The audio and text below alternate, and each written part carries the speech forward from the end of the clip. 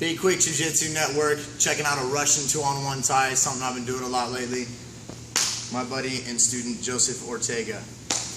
What we're gonna do, I just want you to know that this is just gonna be a style of 2-on-1, and I do it for Jiu-Jitsu purposes, not MMA, not so much self-defense, because I mean, if you're really good at 2-on-1, I suppose you can smash a takedown from here, but he has his free hand to punch you in the face.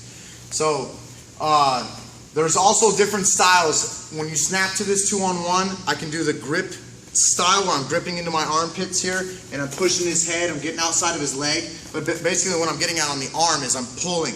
You also have an outside type grip to where you're pulling this way, okay? And so you're over the top and under, a little bit of a combination here.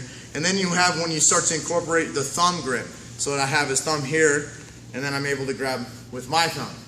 Now, if you know the principles of Jiu-Jitsu with the grips, or not just Jiu-Jitsu, the grappling, a monkey grip, like deadlifting, is for pulling. If I want to arm drag him, I'm not going to grab with the thumb. I'm going to pull with the cup hand grip, a hook grip. Right? I'm going to pull real hard. To get control and outward movement, I want my thumb. Right? If I wanted to pop a triangle, I'd use this control to keep his arm away. You know, if I wanted to stick it in this way, out that way, doesn't matter which way. So the thumb is used more for controlling, and the monkey grip is used more for pulling. So there's pulling techniques here, and gripping his body and driving with your head. And the reason I have to drive so hard into him is because he can pull away real easy. Okay, it's a pull battle like this, yeah, and he can slip out.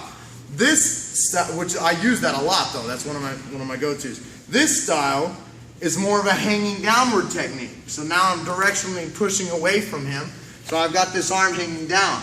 And I've always got the ability to try and grab the single legs and double legs, but what we're going to do today is we're going to do a hurricane roll.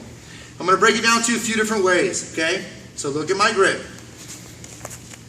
I raise the shoulder, doing the I don't know motion, and I snap it off and grab him with the thumb. I rotate and I grab that thumb, getting dominant head position in his ear, okay? And I start to get on either side of his legs. I don't want to be having my leg in front or anything like that. So I'm here.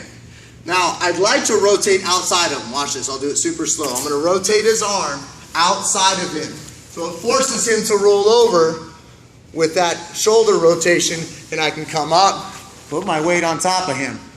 I'm going to show you how to attack a Kimura by shoving that wrist behind his back in a minute. But I want you to get the roll first, okay? So then, I can also sometimes run into a little bit of a hip placement right here when I start to go down. This benefits me though. You'll see that when I come down and my hand goes on his hip, he can't post, and I can actually just power roll him over, and I now have a good lifting base on his hips because his hand's stuck to his hip like that. Okay? Now I want you to see, and you can move that camera however you want. I'm going to get this arm out, and then I'm going to start to shove it up towards his back like this. Okay? So as I come up, I'm on top, and I want to get his arm on the mat. Now my body placement, I'm trying to pin his shoulder right here, not shove my face into the dirt there. If I try and control with my head, sit up, see, Joseph will sit up. If I try and just go over his body, Joseph will sit up. Sometimes you can pin the guy like that, but if I get his shoulder, if I'm here, now sit up, Joseph. Now it's stuck, and I can move his arm and get the tap. I'm not on my knees, because I don't have this pressure, I'm on my toes, but I'm not doing it like this, my butt up.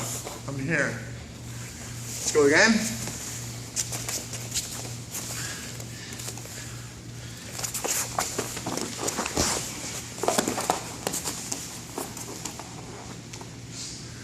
So you notice I moved down from here up to his shoulder.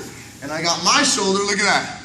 I got my shoulder over his shoulder. I'm trying to put my shoulder actually to his neck. Okay?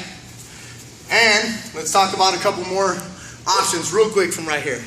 When I get this position, I'm trying to come up and put his hand down on the ground. If he ever grabs his hands together, his neck is I stay holding on with my right hand. Notice that? His neck is totally wide open for a north-south choke. Immediately I tuck my head, walk backwards, start pushing his arm away, and I'll get that north-south choke. His neck's totally open if he does that. All right? Last time.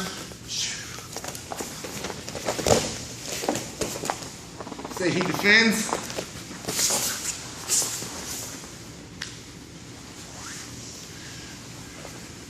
There you go.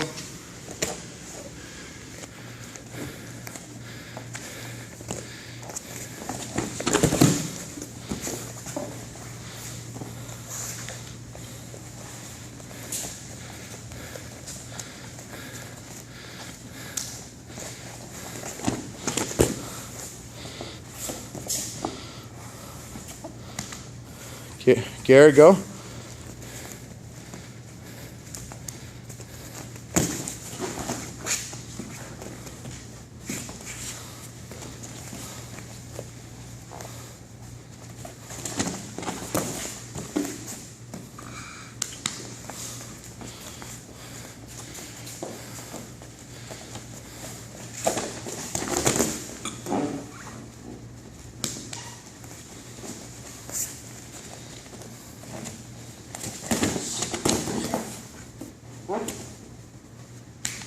There you go. Good job, guys.